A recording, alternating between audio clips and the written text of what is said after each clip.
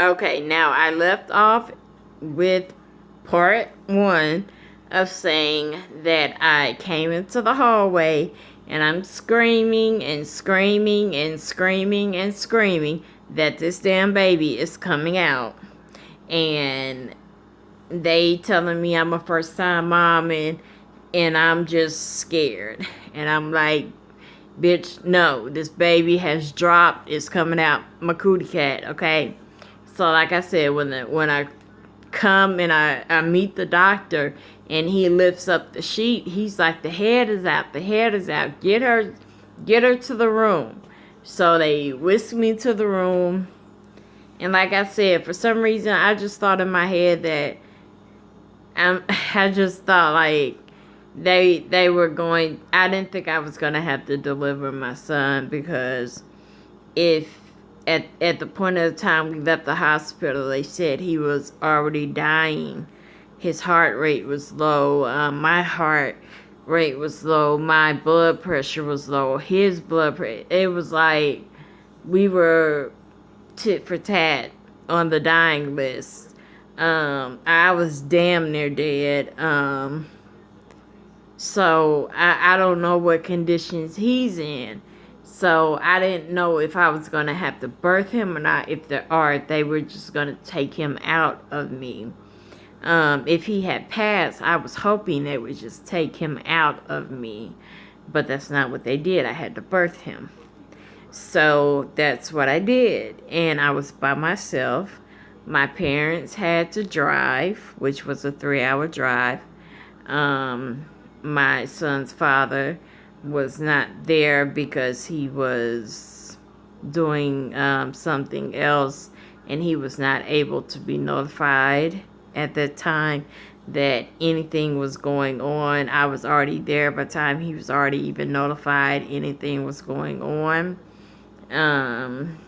So by the time my family even started coming up there, it was like, damn near to everything had already happened, okay? So after I had him,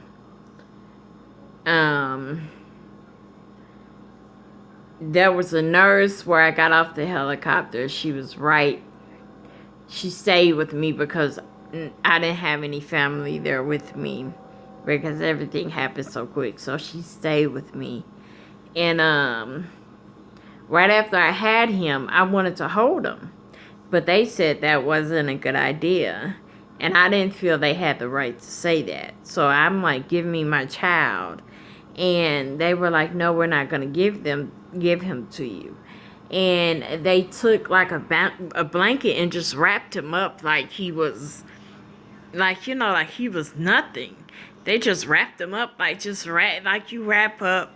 They just wrapped him up, and that made me so angry. So I was trying to set up, and I was, at this point in time, I'm cussing. I'm like, give me my effing baby. Like, I'm trying to get up out of the bed, and I was just so upset. And the last thing I remember is that his hand had slid out of the blanket that they had wrapped him in. And that just hurt me so bad, because I felt like my baby was hurting. I felt like he was calling for me, because like the way they had wrapped him up and was just whisking him off. Like, how am I to know? Like, let me know that let me see that my baby is not breathing before y'all whisk him off. Because people do some crazy things and sell babies and do all types of stuff. So after I saw that, I had a heart attack and died. I just flat out died. Now my heart was too weak. I have heart failure and an enlarged heart, so they could not use those shockers on me. So the lady that was with me from the helicopter was up there with me at my head, and so she immediately started doing CPR on me. But it took her 3 minutes to get me back before she could get my pulse back. So anytime after a minute and 28 seconds, you are clinically declared brain dead. So they were counting me out for the count. They were just like, she dead. Okay, but we have to keep her alive until her parents get here. Now, like I said, my parents' drive was 3 hours. My daddy got there in an hour and a half. Okay, so the driving had to be ridiculous. But when I got there, when my parents got there, I was, I had a breathing machine breathing for me, tubes everywhere. My son Ashton, he had already passed. It was very hard. And when people say that they have experiences with the Lord or out of body experiences or things or whatever, believe them, because I'm not going to go into what I went through, but I went through an experience with the Lord that was like weird and scary. And it was like I had an option to come back or stay. And even though I knew what happened, I was really hoping. I was like, God, let me come back and let my son be okay.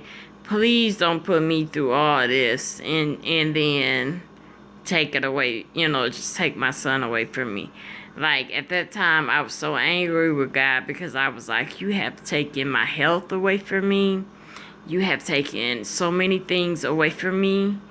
And then the little bit of joy that I have, I've always wanted a child. I've always been good with children.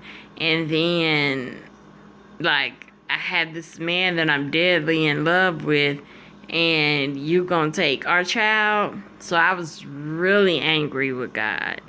And, but when I woke up, I was in a coma for, it was 2.5 days. That machine breathed for me. And they were not thinking I was going to wake up. They kept saying, she's not going to wake up. She's not going to wake up. So you might as well cut the machine off. And my mom was like, cut that machine off and see what I do. So they didn't cut that machine off.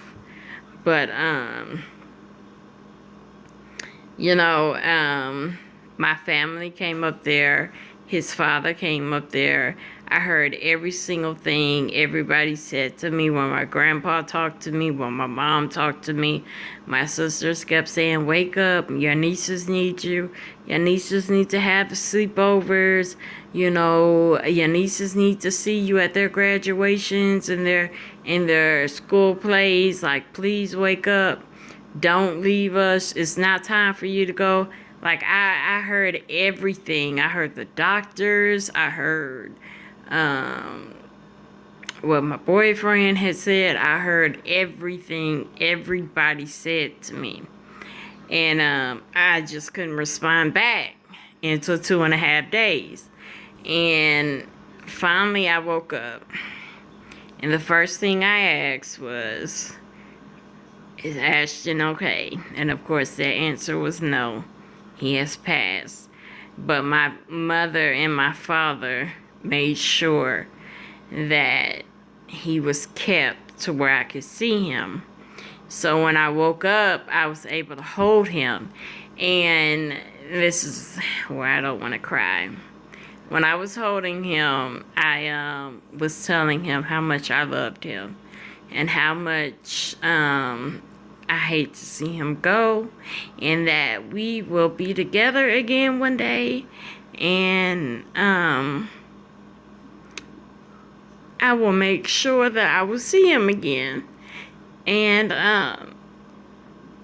it was like a really desperate call, the way I was speaking to him, because I was just like, baby, please wake up. I really want you to wake up because I don't know how to go on without you. Like, I done felt you move. I know what type of food you like. I know what type of food you don't like. And I don't know how to leave this hospital without you. And, so it was like a really desperate cry that I was trying. I knew it wasn't going to come of anything, but it was still worth trying. But I remember saying, well, I was like, Ashlyn, I need to know if you can hear me because of everything I had been through with, like speaking to God and everything like that. And I was like, Ashton, I need to know if you can hear me. Like, I was like, please, if there's anything you can do to make me know if you can hear me, let me know. And all of a sudden, his nose started bleeding. Now, the fact that he had been in the freezer for 3 days, there's no possible way his nose could start bleeding because he was frozen solid. Okay, they did warm his body. They put him in a warmer. That way when I held him, he wasn't like a block of ice. But it was nothing that would have thawed his body. So he was completely frozen. And they let me know that before I held him. So there's no possible way that his nose could have started bleeding. So when his nose started bleeding, I took that as him saying, Mommy, I can hear you. You know, because the only thing I wanted to hear was him say, Mommy. I wanted to feel his little finger wrap around mine. It was so many things that I wanted, okay, that I couldn't get, that I would never get. And that's very hard. Like, Mother's Day is one of the hardest days. His birthday, his Mother's Day, Father's Day, and the day he was actually supposed to be born. Those are the 4 hardest days of my year, okay? Because I know what should have been that day, and it didn't happen. So, that gave me solace in knowing that, you know, he was like, his nose bled because I felt like he heard me, like he was saying, Mommy, I hear you. I know you want to be with me, and one day we will be together again. So that's the only thing I have to hold on to. I can't say his father is an amazing father. He now has a daughter with another lady, and he's an amazing father to her. And even though our son is not here, he is still an amazing father to a child that's not even here. He makes sure he contacts me. He makes sure he gets gifts for him. He does everything as if he's here. And I appreciate that so much because that makes me feel so much better, because our promise to him was that we will never, ever, ever let anyone forget you existed. So, I intend on keeping that promise to my last breath, and I know his father will do so, as well as his grandparents and his aunts and uncles. So that's my Mother Day story. It's not a happy one. Damn it, I don't want to cry. I'm trying not to cry. I'm gonna cry when I'm through. It's my story. It's a hard story, but it's mine. And I just thought I would share that with you guys. I never share that story with too many people because it's too hard to tell. And I'm just a very private person. So that's my Mother's Day story. So all I ask you to do is, if you have your babies next to you, hug them, love them, and appreciate them. Because they can be gone in the blink of an eye. And you don't even want to know what that feels like. So thank you for sharing your time with me. Please hit the like, subscribe, and share button, or make a comment. Like I said, I love to conversate with people. So just, if you want to have a conversation, I will reply back to you, and thank you for listening to me, and you all have a blessed afternoon. Bye.